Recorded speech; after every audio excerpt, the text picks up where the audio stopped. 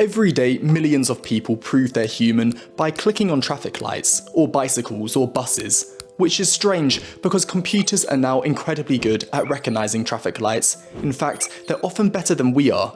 So why are websites still asking us to do it? And if AI can already solve CAPTCHA, what's actually stopping the bots? The original idea behind CAPTCHA was brilliantly simple. Find something humans can do that computers can't. Back in the late 1990s, that was reading distorted text. Humans could usually figure it out, computers usually struggled. So websites suddenly had a cheap way to stop spam accounts, fake signups, and automated attacks. Problem solved for a while. But the problem was computers got better, much better. Machine learning started reading distorted text. Researchers built systems that solved CAPTCHAs with remarkable accuracy. Some could be trained using only a few hundred real examples.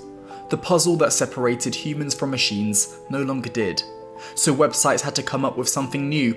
Out went the distorted letters, in came bicycles, traffic lights, crossings.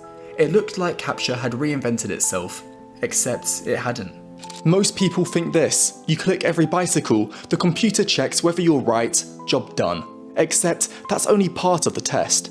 Modern CAPTCHAs are checking for a whole lot more. How your cursor moves, how quickly you hesitate, where you click inside each square, how naturally your mouse accelerates and slows down, whether your browser already looks trustworthy. By the time you've clicked "I'm not a robot," the website has often already decided whether you are one. Which explains something weird. Sometimes you only have to tick a box. No bicycles, no buses, nothing. Because the CAPTCHA isn't testing your eyesight, it's testing your behaviour. Moving a mouse like a real person turns out to be surprisingly difficult. And the more suspicious you seem, the harder the challenge becomes. That's why some people never see image CAPTCHAs, while others end up solving 10 in a row. Of course, bots adapted again.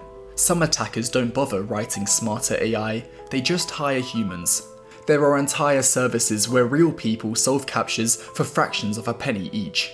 One study estimated 1 million CAPTCHAs could be solved for around $1,000.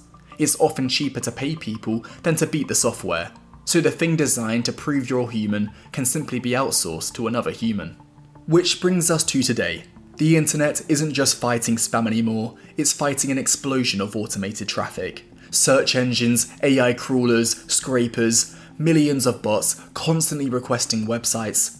Many site owners now say the majority of their traffic isn't even from humans anymore, and blocking those bots has become expensive, which is one reason why you're seeing far more CAPTCHAs than you're used to.